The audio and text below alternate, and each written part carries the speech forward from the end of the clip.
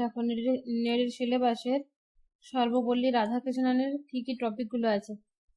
Intellect and intuition, the idealist view of life, এটা হচ্ছে তার একটা বুকের নেম। এই বুকে কি অ্যাকচুয়ালি বোঝাতে চেয়েছে সেই সারমর্মটা আমাদেরকে পড়তে হবে। Concept of universal religion, universal রিলিজনের কনসেপ্ট। আচ্ছা, ইউনিভার্সাল রিলিজন আর কে বলেছে বলো তো? স্বামী বিবেকানন্দ। আমি বিবেকানন্দ। ইউনিভার্সাল রিলিজনের মানে কি? মানে সব ধর্মকে গ্রহণ করতে হবে, অ্যাকসেপ্টেন্স, এরকম একটা কিছু ছিল। ওই জায়গা থেকে, মানে বিবেকানন্দ জায়গা থেকে তুমি আনসারটা বললে অবশ্যই ইউনিভার্সাল রিলিজিয়ানে বিবেকানন্দ ওখানে বলেছে যে সমস্ত ধর্মকে গ্রহণ করা, বা সমস্ত ধর্মকে গ্রহণ করা নয়, মানে সমস্ত ধর্মের উচিত যে কেউ আসতে চাইলে সেই ধর্মে আসতে পারে, রাস্তা তার জন্য খোলা রাখা। ধরো এখন এই মুহূর্তে হিন্দু ধর্ম গ্রহণ করতে গেলে তাকে সাদরে গ্রহণ করা বা তাকে স্বাধীনতা দেওয়া, ইসলাম নিতে গেলে ইসলামে স্বাধীনতা দেওয়া, এটাই বলতে চেয়েছে এখানে কনসেপ্ট অফ রিলিজিয়ন। আর কি বলছি দেখো, ডিটেলসে তো পড়বো, একটু উপরে বলে দিই। বিবেকানন্দটা প্রথমে বলি। বিবেকানন্দ না প্রথমে তো একটা আলাদা জীবন ছিল, হঠাৎ করে রামকৃষ্ণ দেবের সঙ্গে তার যখন সাক্ষাৎ হয়, তারপরে কিন্তু তার জীবনের একটা আধ্যাত্মিক পরিবর্তন আছে বিবেকানন্দের। তো একদিন তার গুরুর কাছে গিয়ে, রামকৃষ্ণ দেবের কাছে গিয়ে বলেন স্বামী বিবেকানন্দ যে আমাকে এমন কোনো কিছু দীক্ষা দিন, বা এমন কোনো কিছু সাধনা বলে দিন যার দ্বারা আমি মোক্ষ পেতে পারি, এই জীবন থেকে, এই সংসার থেকে আমি মুক্তি পেতে পারি। তো রামকৃষ্ণ দেব ওনাকে বলেছিলেন, তো আমি চেয়েছিলাম তুই একটা বটবৃক্ষ হবি, আর তুই এতটা স্বার্থপর, শুধু নিজের স্বার্থের জন্য ভেবে গেলি। আমি চেয়েছিলাম তোর ছায়াতে আরো 1000 জন বা আরো অনেক মানুষ মুক্তি পাক। তখন থেকে বিবেকানন্দ লজ্জিত হয়ে নিজের মুক্তির চেয়েও নিজের সাথে সাথে, মানে যারা ভ্রমের মধ্যে রয়েছে তাদেরকে কিভাবে মুক্তি করানো যায় বা জগতের কল্যাণের কথা তখন থেকে সে ভাবতে শুরু করেছিলেন। এখানে কনসেপ্ট অফ ইউনিভার্সাল রিলিজিয়নে রাধাকৃষ্ণন একটা জিনিস মনে রাখবে, রাধা কৃষ্ণের প্রেম লীলা এরকম করে ভেবে রাখবে, ঠিক আছে? রাধা কৃষ্ণের প্রেম লীলা। তো রাধা কৃষ্ণ কোথায়? হিন্দু ধর্মে। হিন্দু ধর্মের অনেক কিছু রয়েছে যেটা হিন্দু ধর্মকে বেস করে, মানে আমি এটা ফাঁকিবাজি বিদ্যা বলছি, অবশ্যই পড়বে। মানে কোনো সময় হতে পারে যে মনে পড়ছে না বা আনসারটা কারেক্ট করতে পারছো না, কারোর সাথে মানে দুটো আনসারের মধ্যে কনফিউশন হচ্ছে, এটা কি ওটা, সেই মুহূর্তে এটা ট্রিকটা কাজে লাগাবে যে হিন্দু ধর্মের সঙ্গে রিলেট করে রাধা কৃষ্ণানের উত্তরগুলো দিয়ে দিও, ঠিক আছে? হিন্দু ধর্মের সঙ্গে যখন রিলেট হবে না, রাধা কৃষ্ণানের অনেকটা ফিলোসফিটা ওটাই।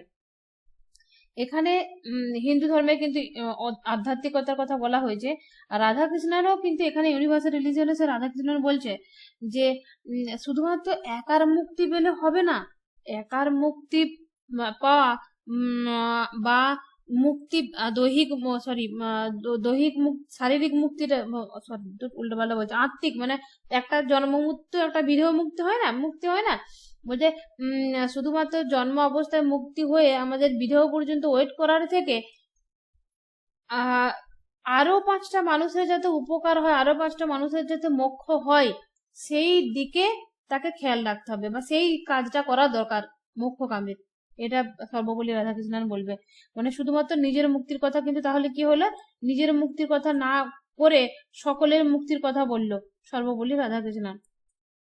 আর হিন্দু ভিউ অফ লাইফ, এটাও তার একটা গ্রন্থ। ঠিক আছে, দেখি কতটা করা যায় আজকে।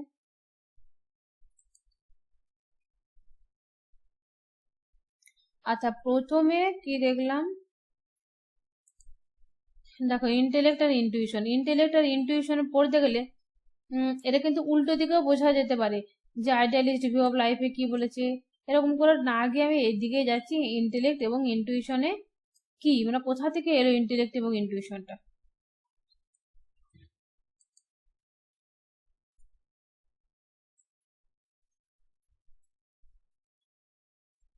দিদি, ইন্টালেক্ট আর ইনটিউশন ওটা কমপ্লিমেন্টারি নয়, একে অপরের পরিপূরক?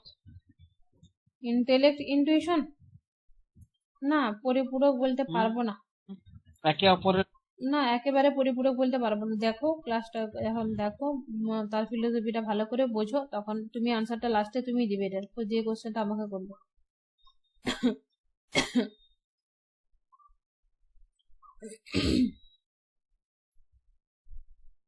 দেখো রাধাকৃষ্ণন বলছেন যে জানার বিভিন্ন পন্থা, মানে আমরা জানা বলতে এখানে কি জগৎকে জানা, ঈশ্বরকে জানা, মোক্ষকে জানা, সমস্ত কিছুকে জানতে পারি আমরা। তাহলে জানার বিভিন্ন পন্থা, বিভিন্ন রকম পন্থা রয়েছে, তাহলে ডিফারেন্ট ওয়েজ অফ নোয়িং। তাহলে রাধাকৃষ্ণনের মতে জ্ঞানের সম্ভাব্য উৎস, মানে আমরা জানি কি হয়, জেনে আমাদের কি হয়, জ্ঞান লাভ হয়। ধরো কোনো কিছু জানলাম, কিছু একটা নতুন কিছু জানলাম, মানে আমাদের জ্ঞানে একটা তথ্য অ্যাড হলো, সেরকম ভাবে তাহলে জ্ঞানের জানা মানে জ্ঞান লাভ করা। জ্ঞানের সম্ভাব্য উৎস কটা? তিনটে। সেটা হচ্ছে রাধাকৃষ্ণনের মতে, একটা হচ্ছে ইন্দ্রিয় অভিজ্ঞতা, মানে সেন্স এক্সপিরিয়েন্স, চোখ কান নাক মুখ এইসব দিয়ে স্পর্শ করে যেগুলো দেখবো। বৌদ্ধিক জ্ঞান মানে ইন্টেলেকচুয়াল কগনিশন বা অ্যানালিসিস, আমরা বুদ্ধি দিয়ে কি বিচার করি না। ধরো আমি তোমাকে হয়তো কিছু বলে দিলাম, তুমি এমনি এমনি মেনে নেবে না তো, ঠিক আছে, তার তুমি বুদ্ধি দিয়ে বিচার করবে, তারপর তুমি মেনে নেবে, তাহলে অ্যানালিসিস সেখানে রয়েছে। তারপরে হচ্ছে সংজ্ঞামূলক চেতনা মানে ইনটুইশন, অ্যাপ্রিহেনশন, এটা হচ্ছে knowledge of the self. Intuition মানে সেলফ, মানে নিজেকে জানা, নিজেকে মানে নিজের আত্মাকে জানা, মানে একেবারে যেটা ইনটুইশন মানে কি বলবো, এটাকে কোনো বস্তুকে কেন্দ্র করে, কোনো ব্যক্তিকে কেন্দ্র করে, কোনো বুদ্ধি দিয়ে বা কোনো কিছুকে অ্যানালিসিস করে হয় না।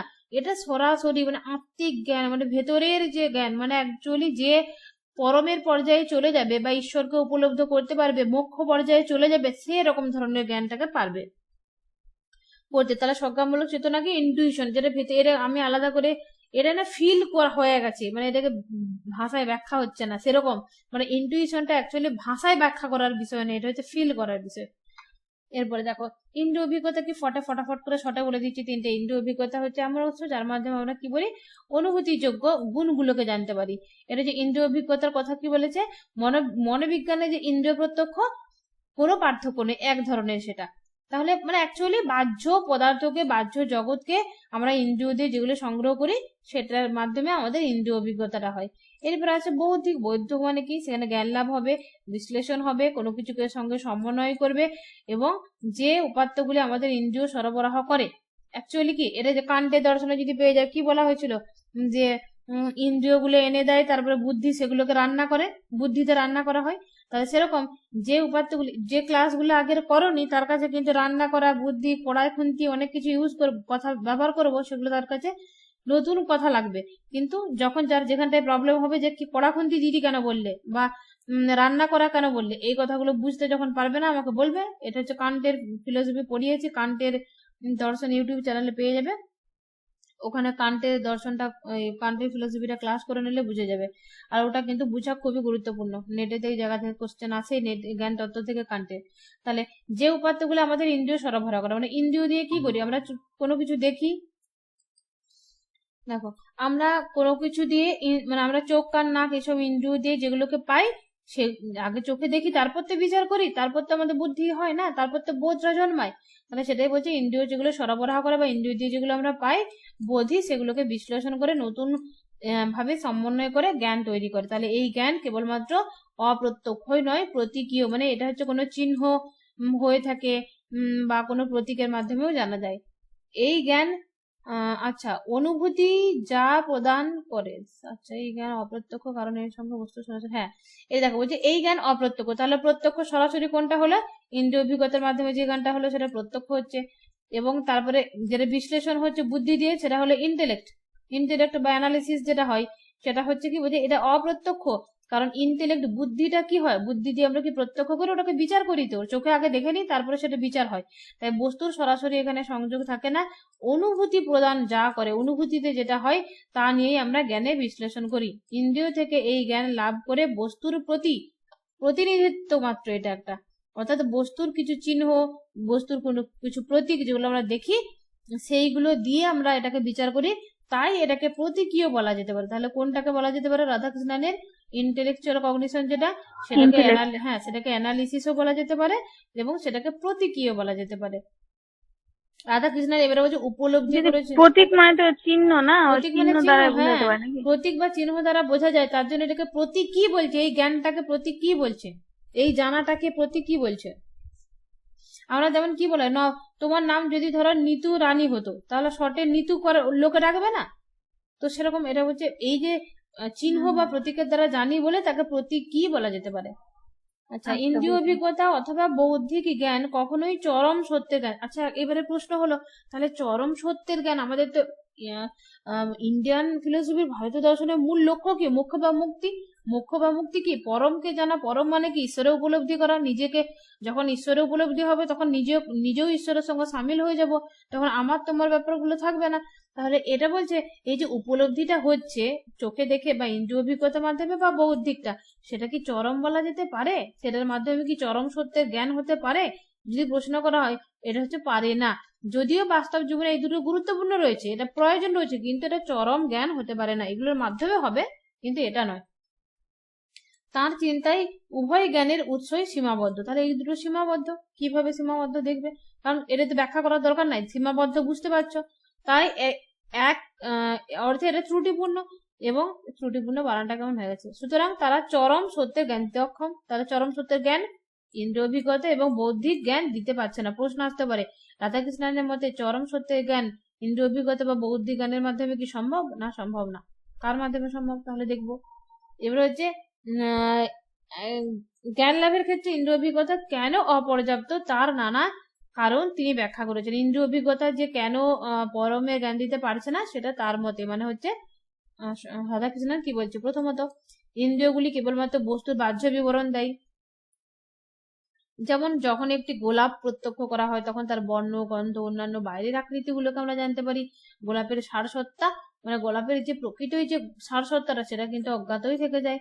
তাহলে ইন্দ্রিয়গত ধারণা বস্তুর মূল চেতনাকে স্পর্শ করতে পারে না, কেবল বাইরের যেটা বিষয় সেগুলোকে আমাদের জ্ঞান দেয়। তাহলে তার জন্য হচ্ছে না। দ্বিতীয়ত, ইন্দ্রিয়লব্ধ ধারণাগুলি পরস্পরের মধ্যে বিরোধী দেখা দেয়।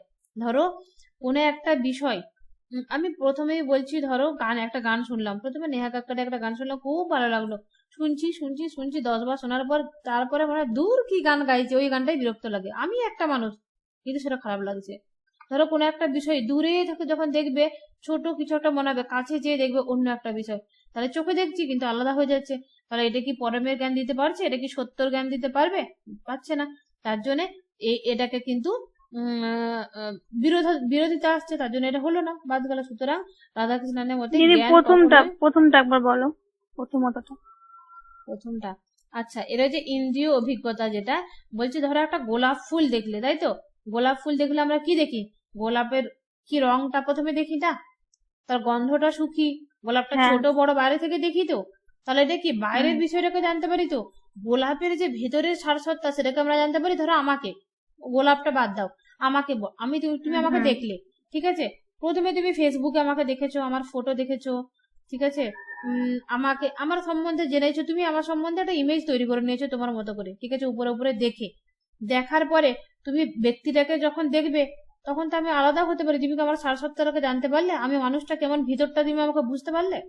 বা চোখের সামনেই তুমি আমাকে দেখলে, আমার নাক, কান, চোখ, কতটা হাইট, কতটা মোটা, কি জামা পরে আছি, এটা দেখবে। কিন্তু আমার ভেতরের যে মানুষটা রয়েছে, সে মানুষটাকে তুমি কি জানতে পারবে? না।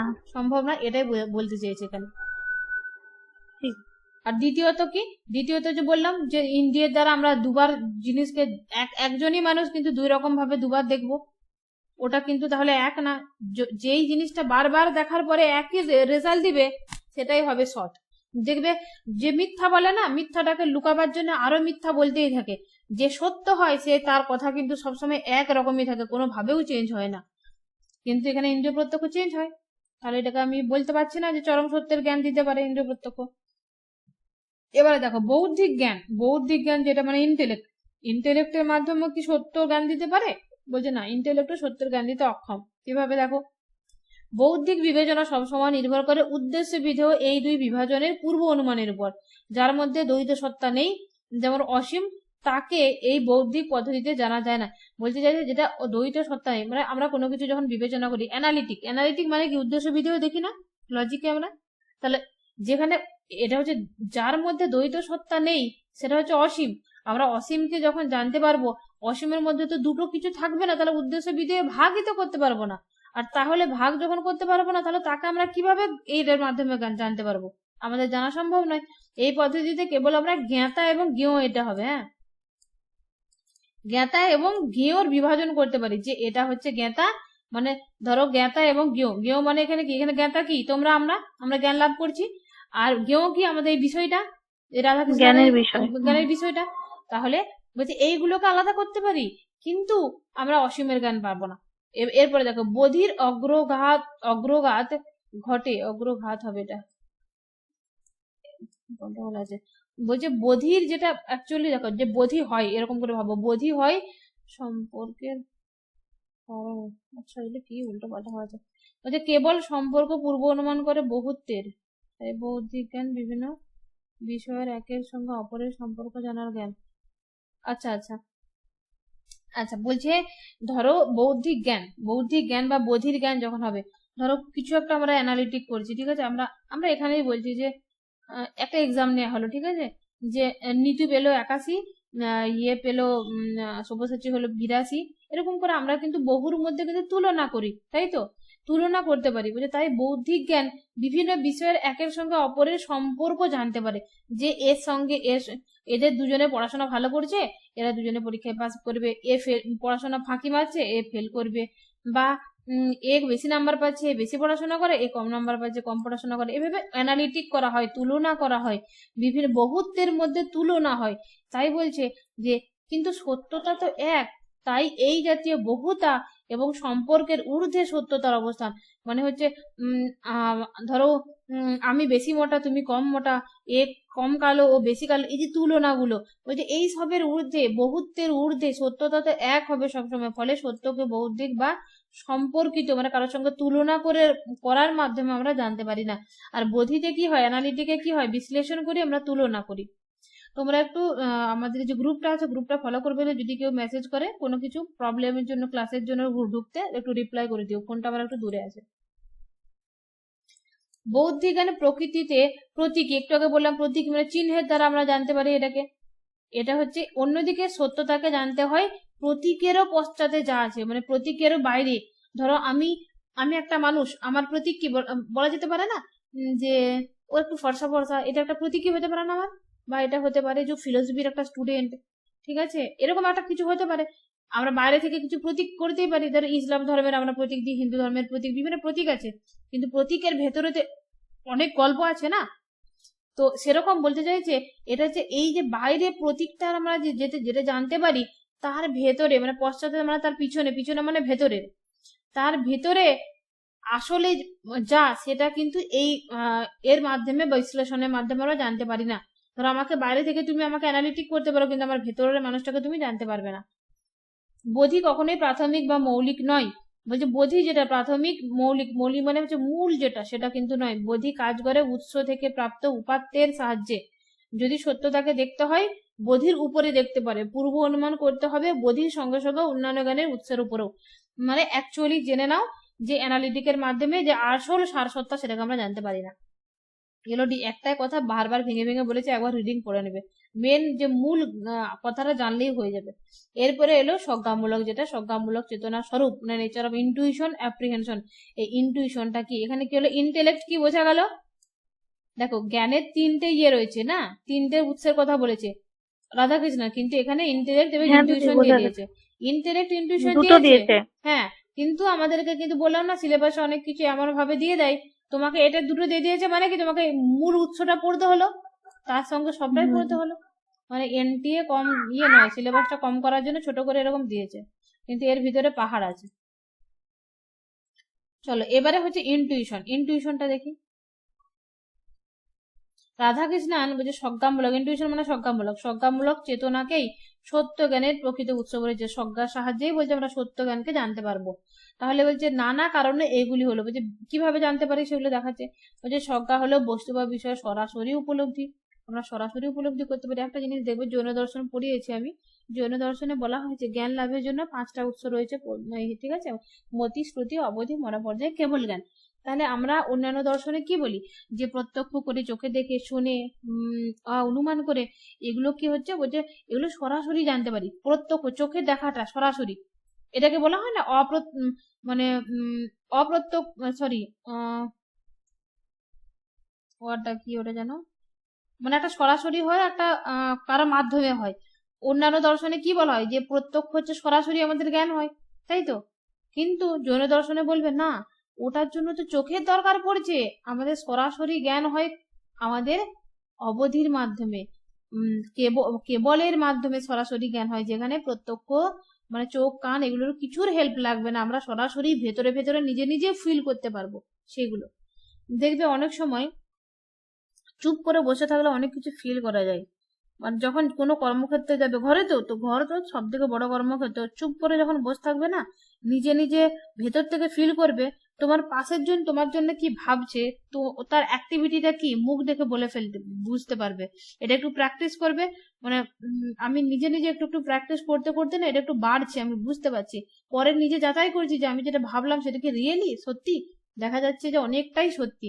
তো এরকম চোখে মানে নিজে চুপ থেকে যদি বাইরেকে শুধু দেখে অবজারভেশন করে যদি ফিল করা যায় না, অনেক কিছু জ্ঞান করা যায়, মুখে কথা বলার থেকেও বেশি, চোখে দেখার থেকেও বেশি ফিল করা যায়। তো এটাই হচ্ছে বলছে সজ্ঞা হলো বস্তু বা বিষয় সরাসরি এটা উপলব্ধি। এই জ্ঞান চিহ্ন বা প্রতীকের মাধ্যমে আসে না। সজ্ঞামূলক চেতনায় জ্ঞাতা জ্ঞেয় বিষয়ের বিভাজন, এগুলো ভাগ ডাক কোনো কিছু থাকে না, এটা সম্পূর্ণ অবলুপ্ত হয়ে যায়। এই অর্থে জানা হয়ে উঠে বিকামিং, বলছে এক অর্থে এই জানাটা হয়ে উঠে বিকামিং। তাহলে এটা বলা যেতে পারে ইনটুইশনকে কি বলেছে রাধাকৃষ্ণন, বিকামিং। এই জানাটাকে বিকামিং মনে রাখবে। এখানে দেখো বিষয়টিকে একটা উদাহরণ বলছে, উদাহরণের সাহায্যে বোঝাচ্ছে, যেমন ক্রোধ। আচ্ছা আমি যদি বলি আমরা ক্রোধ হয়েছে, ক্রোধটা তুমি চোখে দেখতে পাবে, ছুঁতে পারবে? এটা কি, ক্রোধটা শুধুমাত্র ফিল করা যায়, নিজে রেগে ক্রুদ্ধ হওয়া যায়। অনুভূতি একটা। তুমি নিজে যতক্ষণ না রাখবে ততক্ষণ ক্রোধ কি তুমি কি করে বোঝাতে পারবে? হবে? লোকের ক্রোধটা ফিল করতে পারা যাবে না, সেটাই বলছে। ধরো তোমার লোকের হাতটা কেটেছে, হাত কাটার যে ব্যথাটা তুমি পাবে না, সে পাবে? পাবে না। সেটাই বলছে সজ্ঞা একটা একত্ব প্রতিষ্ঠা করে জ্ঞাতা এবং জ্ঞেয় বিষয়ের মধ্যে। তাই সজ্ঞামূলক চেতনায় আমরা সত্যের সঙ্গে এক হয়ে যাই, জ্ঞানের বিষয়ের সঙ্গে একত্ব অনুভব করি বলে মনে করি। সুতরাং এই জ্ঞান সরাসরি হয়, অবিলম্বে ঘটে। তাহলে ইনটিউশন হচ্ছে সরাসরি হয়, এটাকে হয়ে ওঠা বলে, বিকামিং বলে।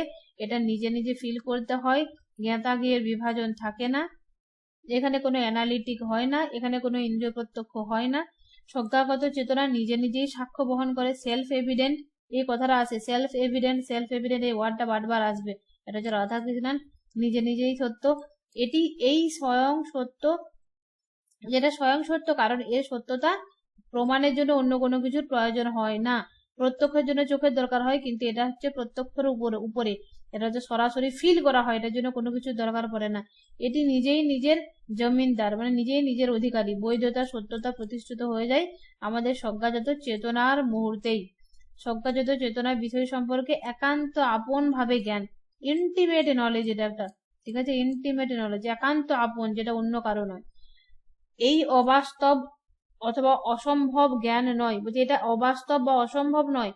অবাস্তব অনেক কিছু বলা হয় যেটা বাস্তবে নেই বা অসম্ভব হবে না, এরকম কোনো কিছু নয়। এটা মানুষের ক্ষেত্রেই সম্ভব, মানুষের ক্ষেত্রে হয়েছে। বিবেকানন্দ বলো বা অন্যান্য মুনি ঋষিদের এটা হয়েছে, নিজে নিজে প্র্যাকটিস করবে। আমাদের প্রত্যেকটা মানুষের, বিবেকানন্দ কি বলেছেন, পৃথিবীতে জগতে এমন কিছু নেই যেটা মানুষ করতে পারে না। মানুষের প্রত্যেকটা মানুষের মধ্যে ওই ঐশ্বরিক যে ক্ষমতাটা, সেই ক্ষমতাটা নিয়েই মানুষ জন্ম, যতটা সে ঘষা মাজা করবে ততটা সে শার্প হবে।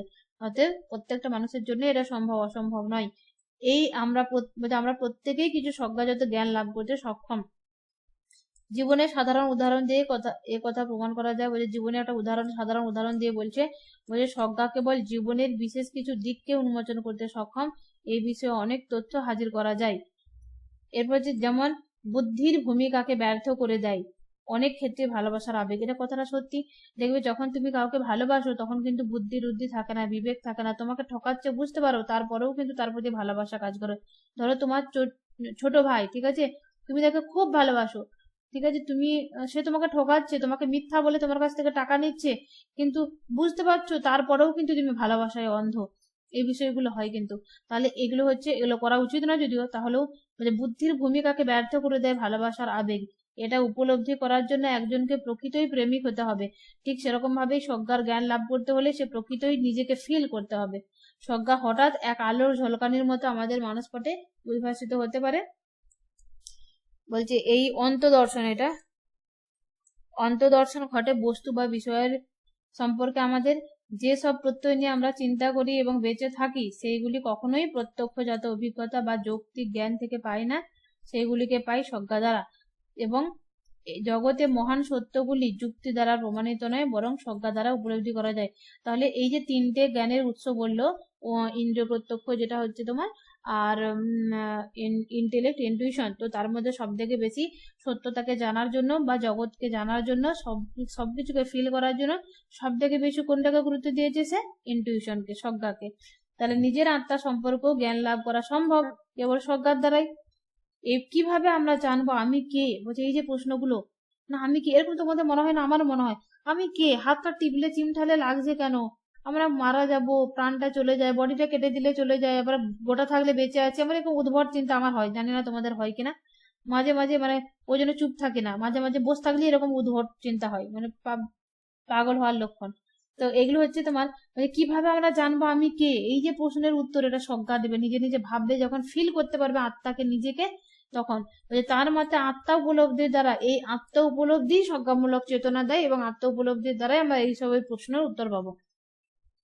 এখানে যে ইংলিশটা দিয়েছি দেখতে পাচ্ছ, পুরো পানিটা বিছানায় ঢালা গেল, বুঝে গেল যা।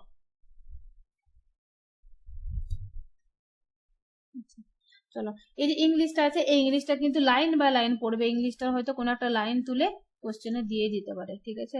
এবং এটা হচ্ছে কোন ইয়ে থেকে নিয়েছে সেটাও এখানে মনে রাখবে, তোমরা একটু পড়ে নিও। এটা যদি বুঝতে না হয় নেক্সট দিন ক্লাসে কোশ্চেন আনসার আলোচনা করবো, সেদিন এটা বলবো, ঠিক আছে? বাংলা যেটা বললাম সেটাই ইংলিশ এখানে রয়েছে কম বেশি। আচ্ছা ঠিক আছে, এই একটা পর্ব তাহলে হয়ে গেল পড়ানো, এটা একদম। এটা নিয়ে কারো কোনো ডাউট থাকলে ফটাফট বলে ফেলো। নাই? এ তোমরা আছো তো? না না, হুম। বাকিরা আছে না? নাই ক্লাসে কজন আছে? ঠিক আছে, নাও চলো।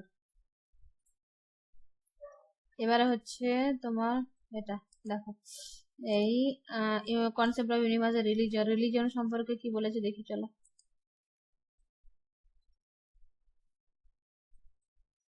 আচ্ছা, ধর্মের পথ।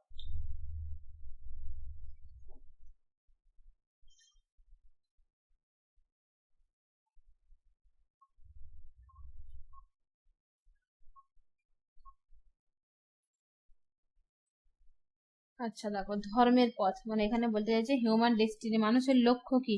আমাদের মানুষের লক্ষ্য কি বলতো? মোক্ষ বা মুক্তি না? ভারতীয়দের কি লক্ষ্য মেন? হ্যাঁ হ্যাঁ, মুক্তি মুক্তি। আমাদের লিবারেশন। সমস্ত কিছুর জন্য আমরা যা কিছু করছি কিন্তু মুক্তির পথে ছুটছি। ধরো তোমাকে যদি একটা বিজ্ঞানের কোনো কিছু বলা হয়, কিন্তু বলো। এখন তো সবাই মুক্তির পেছনে ছুটেই না, এখন টাকার পেছনে ছুটছে। ভারতীয় দার্শনিকদের লক্ষ্য মুক্ত। ভালো বললো কিন্তু। হ্যাঁ দারুণ বলেছে, কিন্তু একটা কথা শোনো, টাকার পিছনে ছুটছে ঠিক আছে, কিন্তু আম্বানিকেও যদি এখন ডেকে শেষ বলা হয়, মুহূর্তে মনে হবে। হ্যাঁ আম্বানিকেও যদি এখন ডেকে বলা, ও তো এখন বড় লোক, ওর উদাহরণটাই দেওয়া যেতে পারে এখন, ঠিক আছে? বা যে হ্যাঁ প্রচুর টাকার মালিক তাকেও যদি বলা হয় ডেকে, ঠিক আছে, যে তুমি এটা এটা করো, তাহলে কিন্তু তুমি আর ঠাকুরের কাছে চলে যাবে, ঠিক আছে? সে যদি সেরকম ভাবে বোঝানো যায় তাকে, সেও কিন্তু মোক্ষ মুক্তির জন্য তার 1 কোটি টাকা দিয়ে দেবে। বা কোনো কিছু একটা হাত দেখে বলে দাও যে এই হ্যাঁ, ঘটনাগুলো, এই ধর্মের এই বিষয়গুলো, মানুষ কিন্তু বিশ্বাস করবে, যে যেমন কিন্তু লেভেলেই হোক। মুক্তি কিন্তু মুক্তি পাওয়ার জন্য তো 1 কোটি টাকায় হবে না। না, ওটা নিজের মানে অনেক কিছু চাই। মুক্তির টাকায় যদি মুক্তি পাওয়া যায় তাহলে তো কোনো দেখো ব্যাপারই না না, না। ওদেরকে যদি বলা হয়, মানে কথাটা অ্যাকচুয়ালি কিন্তু ওই প্রত্যেকটা মানুষের মধ্যে, হ্যাঁ ওর মধ্যেও কিন্তু ভয়টা আছে, ভেতরে আছে। মানে আলটিমেট মুক্তি চাই, সে টাকা আলটিমেট হোক আর যাই হোক। আচ্ছা একটা মানুষ হ্যাঁ বলো, ওর সমস্ত কিছু রয়েছে, ঠিক আছে, এই যে টাকা টাকা করছে কিসের জন্য? ও ভালোভাবে থাকার জন্য, ভালোভাবে বাস করার জন্য, জীবনে নিজের সুখের জন্য। মানে অ্যাকচুয়ালি কিন্তু কেউ, মানে ও যেটা তুমি বলছো টাকা নিয়ে ও সুখের কথা ভাবছে, ঠিক আছে, মোক্ষ মুক্তি, কেউ ধর্ম নিয়ে মোক্ষ মুক্তির কথা ভাবছে।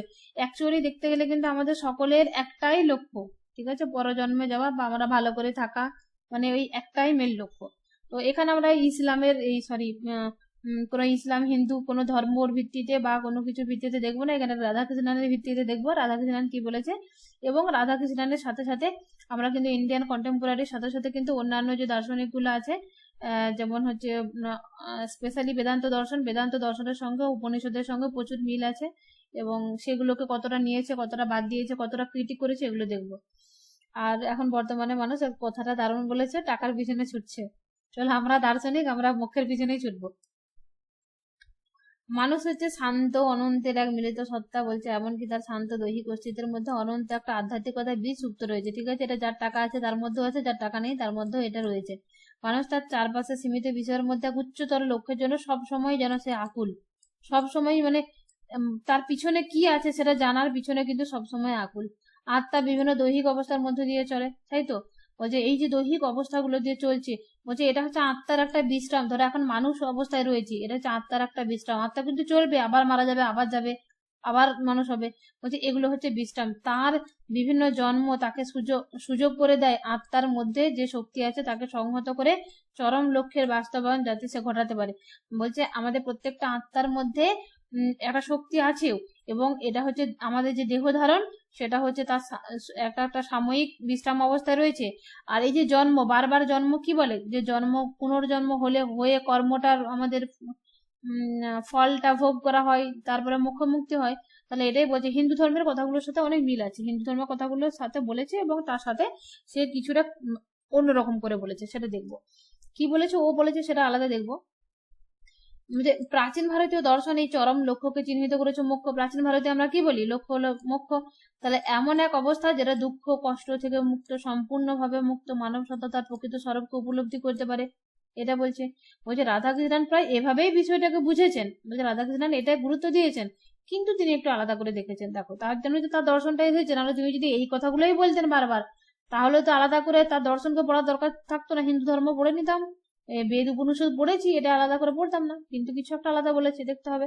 তাহলে মানুষের চরম লক্ষ্য সম্পর্কে তার ধারণার নিজস্ব কিছু অধিবিদ্যাগত অবস্থান তিনি জুড়ে দিয়েছেন, যার ফলে বিষয়টা অভিনব এবং মৌলিক হয়ে উঠেছে তার দর্শনে, ওনারা নতুন কিছু একটা দিয়েছে।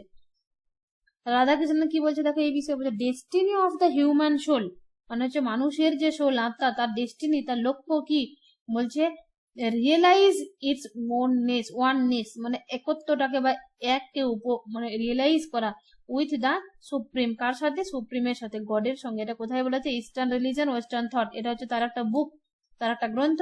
তো এখানে লিখেছে যে ইস্টার্ন রিলিজন এবং ওয়েস্টার্ন থট, এটা কার? রাধাকৃষ্ণনের, এটা মনে রাখবে। বলছে জীবনের লক্ষ্য হলো ঈশ্বরের সঙ্গে মিলিত হওয়া, একে আত্মা উপলব্ধিও বলা হয়, ইনটুইশন অ্যাকচুয়ালি এটা। কারণ আত্মা সর্বোচ্চ প্রকৃতির প্রকাশ, আত্মাই প্রকাশ হয়ে থাকে। এই অবস্থায় উন্নীত হলে এক নতুন অভিজ্ঞতা লাভ হয়, সেটা হচ্ছে ইউনিভার্সালের উপলব্ধি। এই যে ইউনিভার্সাল রিলিজিয়ন পড়েছিলাম না, এরপরে ইউনিভার্সাল রিলিজিয়নের একটু করে আসছে, টপিকটা বোঝো। বলছে এই অবস্থায় উন্নীত হলে, মানে যখন যার আত্মা উপলব্ধি হয়ে যাবে ইনটিউশনের মাধ্যমে, তখন তার সার্বিক বা ইউনিভার্সালের উপলব্ধি, মানে সমস্ত কিছুকে সে নিজের ভাববে। বলছে এক যা নিজেকে সবকিছুর মধ্যে প্রকাশ করে। বলছে এক এবং আমি সবকিছুর মধ্যে আছি, বা সবকিছুই আমি, তোমার আমার এইসব কিছু উপলব্ধি আলাদা থাকবে না। এই উপলব্ধির কিছু ঝলক হতে পারে নান্দনিক অথবা নৈতিক অনুভূতির মধ্য দিয়ে। তাহলে এটা হচ্ছে অনুভূতির মধ্য দিয়ে হয়েছে। নান্দনিক অনুভূতির কোন এক বিরল মুহূর্তে বিষয়ে আমি তুমি ভেদাভেদ ভুলে গিয়ে সবকিছুকে পরিপূর্ণ বিশুদ্ধ এক মনে করবে, এবং এক বিশুদ্ধ আনন্দের অবস্থায় সে চলে যাবে।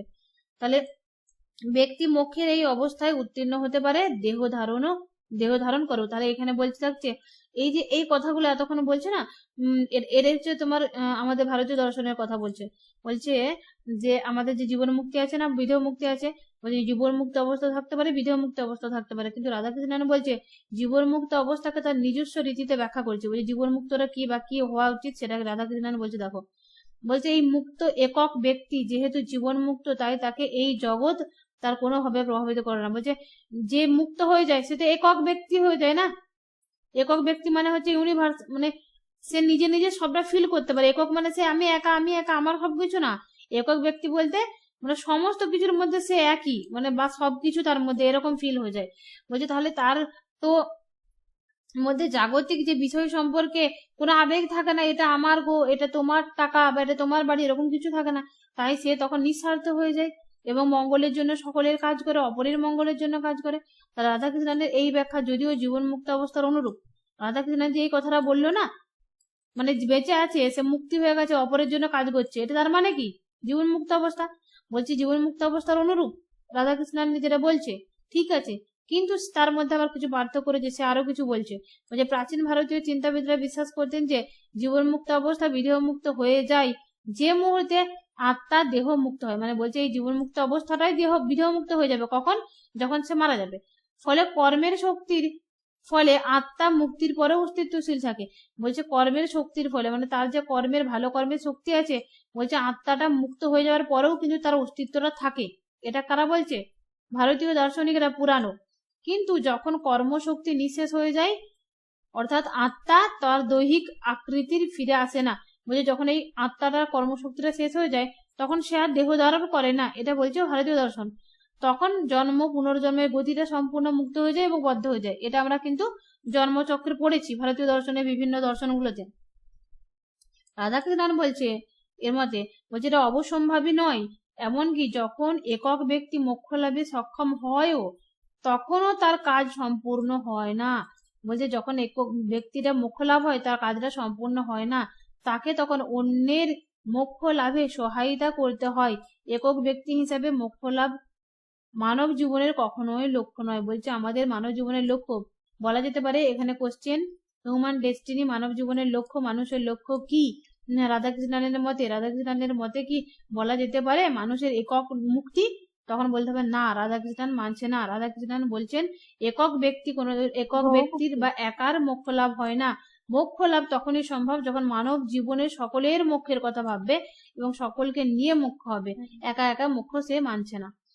তাহলে মোক্ষ লাভের পর ব্যক্তি কি তার একক ব্যক্তি সত্তা হারিয়ে পরম সত্তায় বিলীন হয়ে যায়, অথবা কোনোভাবে তার একক ব্যক্তি সত্তা বজায় রাখে? এরকম প্রশ্ন যদি থাকে, সে কি অন্য সত্তা বিলীন হয়ে যায় না একক ব্যক্তি বজায় থাকে? তখন বলছে এক অর্থে বলা যায় একক ব্যক্তি সত্তা রক্ষার সপক্ষেই তার মত ছিল। মানে সে একা একা মুক্ত রয়েছে, তার সপক্ষেই সে মতটা রেখেছে।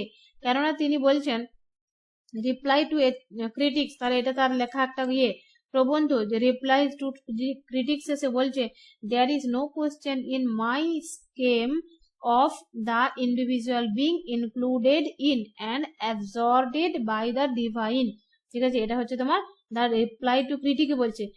তার বক্তব্য হলো কি, তাহলে মোক্ষের পরেও ব্যক্তিকে অপরের মুক্তির জন্য কাজ করে যেতে হবে। সুতরাং মোক্ষের পরেই ব্যক্তি সত্তা হারিয়ে যায় না পরমের মধ্যে। বলছে মোক্ষের পরে পরে ব্যক্তি সত্তা হারিয়ে যায় না পরমের মধ্যে। উপনিষদের উপম ব্যবহার করে রাধাকৃষ্ণন বলছেন, মানে যে উপনিষদের এটা কথা, যদিও মনে হয় যে নদী সাগরে হারিয়ে যায়, সাগর এবং নদী কখনোই একরকম নয়। মানে কি, এটা হচ্ছে গড় হলো সাগর, আমরা হলাম ছোট ছোট নদী। আমরা যখন মোক্ষ পাবো তখন এখানে মিশতে পারবো।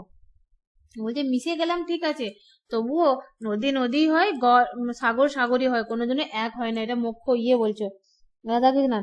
মানে মোক্ষ হলো ঈশ্বরের সঙ্গে, তার মানে এক হওয়া যায় না। এক অর্থে তিনি এটা বলতে চাইছেন। বলছে কিন্তু কখন সকলের মুক্তি ঘটবে, তখন কি ব্যক্তি সত্তা থাকবে? বল যখন সকলের মুক্তি ঘটবে তখন কি ব্যক্তি সত্তাটা থাকবে, যদি প্রশ্ন হয়? রাধাকৃষ্ণন বলছে এই প্রশ্নটা অপ্রাসঙ্গিক। মানুষ এবং তার লক্ষ্যের সমস্যায় প্রাসঙ্গিক হয় সৃষ্টির সঙ্গে সম্পর্কযুক্ত হয়ে।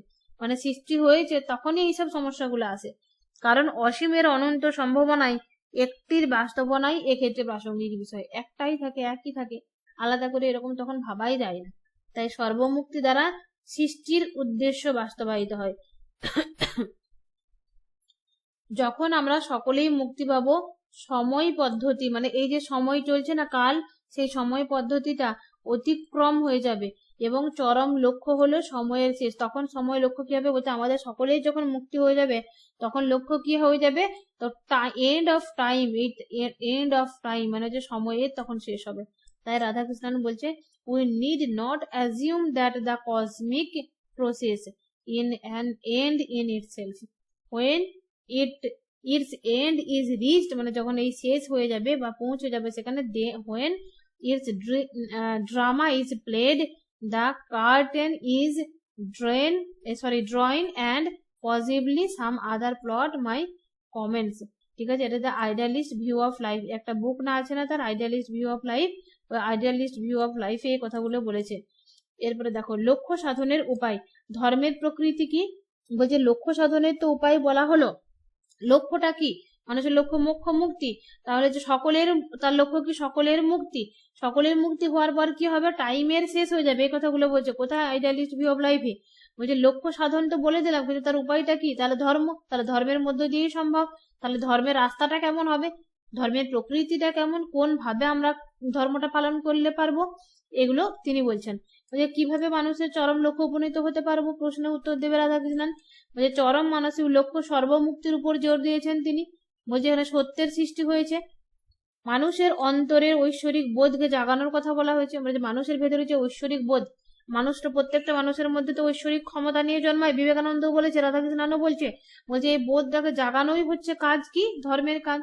তাই যদি সকল মানুষ ঐশ্বরিক বোধে উদ্বুদ্ধ হন, যদি এটাই অবসম্ভাব্য, মানে এরা অবসম্ভাব্য হবে হয়, তাহলে মানুষের দিক থেকে আর কিছুর করার থাকে না, ধৈর্য সহকারে সেটা অপেক্ষা করতে হবে। বলছে এক্ষেত্রে রাধাকৃষ্ণনের মত হলো কিছু না করে শুধু অপেক্ষা করলে, মানে এখানে নয়, এখানে এই বিষয়টা একটু এগুলো আমি কেটে দেবো পরে, এভাবে বলছে মানুষের অন্তরের ঐশ্বরিক বোধকে জাগানোর কথা বলা হয়েছে, তাই তো, জাগিয়ে দেয়া হলো। তারপরে বলছে রাধাকৃষ্ণন বলছে যে এই মত হলো কিছু না করে, ধরো আমরা যদি কোনো কিছু নাই কাজ করি মুখ্যের জন্য, বলছে কিছু না করে শুধু অপেক্ষা করলে মানুষ কেবল নিজের মোক্ষকেই বিলম্বিত করবে না। বলছে যদি আমরা অপেক্ষা করি মোক্ষ বা মুক্তির জন্য, তাহলে নিজের মোক্ষ বা মুক্তিটা তো দেরি হবেই, সকলের মুক্তিটাও কিন্তু দেরি হবে।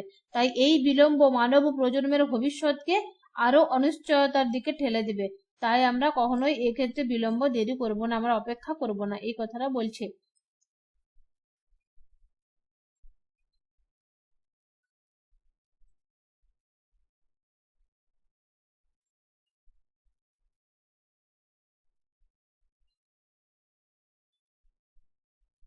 এখানে এই যে এই কথাটা রয়েছে তোমার, রিলিজিয়ন আর its place in human life, এটা এই ইংলিশ গুলো কিন্তু পড়বে, তোমাদের কাজ দিলাম ইংলিশ গুলো পড়বে। যদি বুঝতে প্রবলেম হয় নেক্সট ক্লাসে কোশ্চেন আলোচনার দিনে বলবো, কারণ এই কোশ্চেন আলোচনা যখন হবে ইংলিশ ওয়ার্ড গুলো, লাইন গুলো এমনি আসবে। আমি আজকে ছেড়ে দিচ্ছি কারণ তোমাদের শেষ করতে হবে আজকে এটা। এরপরে দেখো ধর্মীয় অভিজ্ঞতাটা কি, রিলিজিয়াস এক্সপিরিয়েন্স কি।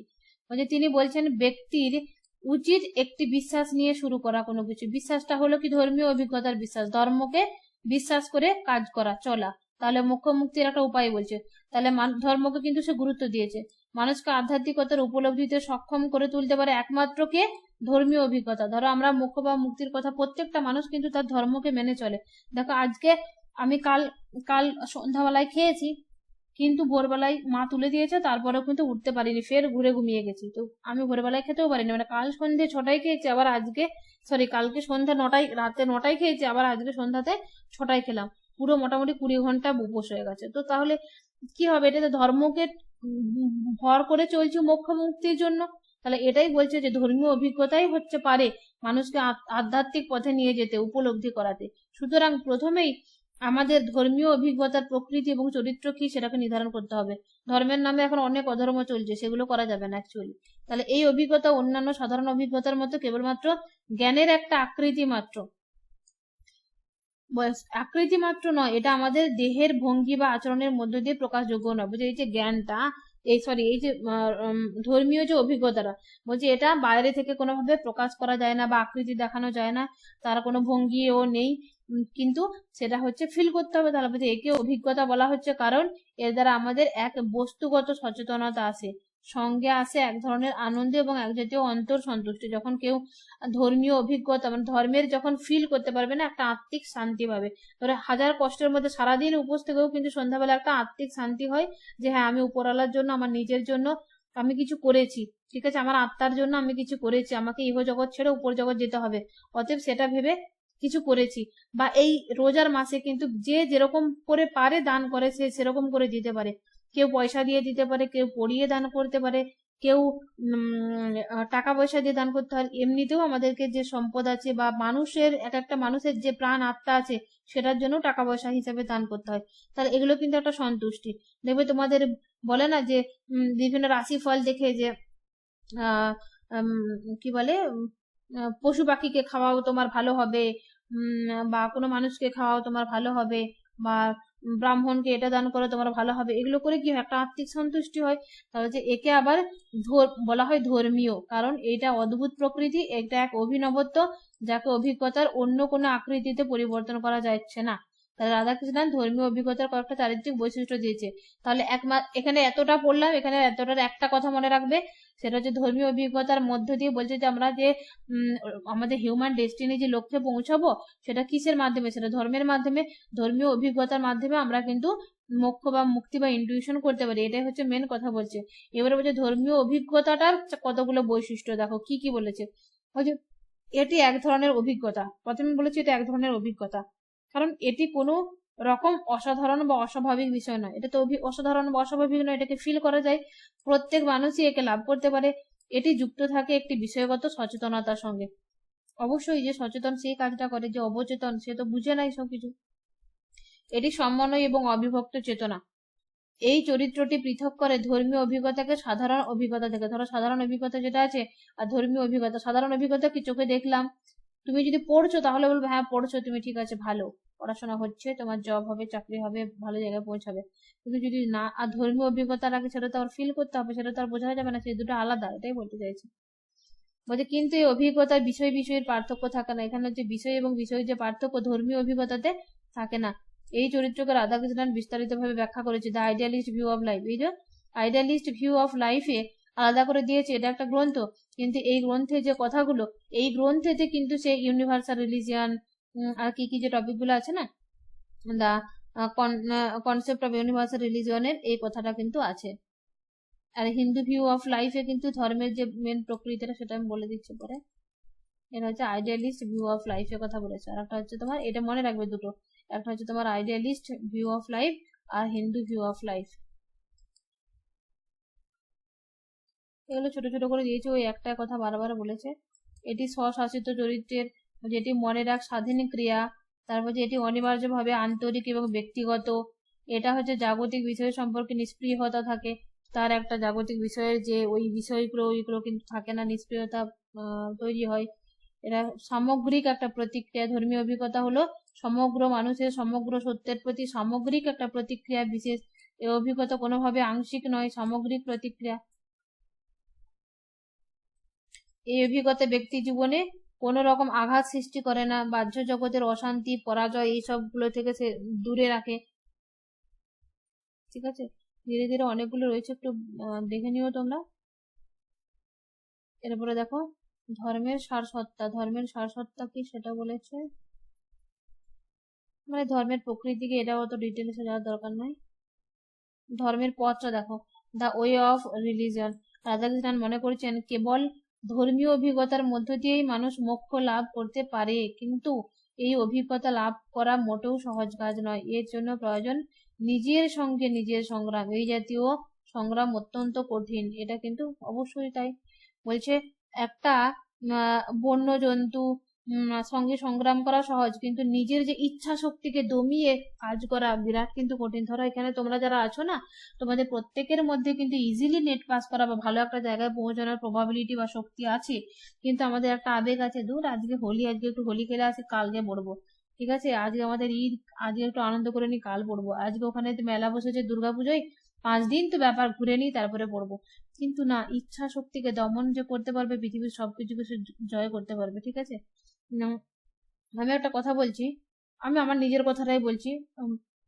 কালী পুজোর দিন ভিডিও বানিয়েছি, তোমাদের দেখে রয়েছে, ঠিক আছে, চারদিকে প্রচুর আলো বোম ফাটাচ্ছে, আমাদের মেসের তো সবাই একা একে চলে গেল, ঠিক আছে, আমি একাই বসে আছি, আমি বসে বসে ক্লাস রেকর্ড করছি তোমাদের জন্য, আর সবাই বাইরে ঘুরছে। ঠিক আছে, আমি মনে মনে এটাই ভাবছি, আজকে নিজের ইচ্ছা শক্তিকে দমন করছি, এভাবে বুঝাচ্ছে আত্মাকে, ঠিক আছে তুই আজকে পড়ে নে, বুঝলি, চাকরি বাকরি কর, ভালো কিছু কর, তুই একদিন ঘুরতে যাবি, এখন পড়ে নে, চুপ করে পড়ে নে, এরকম করে শান্ত, মানে নিজেকে সান্ত্বনা দেওয়া, বোঝা, মানে নিজের ইচ্ছা শক্তিকে দমন করে কাজে লাগানো। নিজের মানে মন তোমাকে যেন কন্ট্রোল না করে, তুমি মনকে কন্ট্রোল করবে, এই অবস্থাটা আসতে হবে। 1 মিনিট রুকো তো।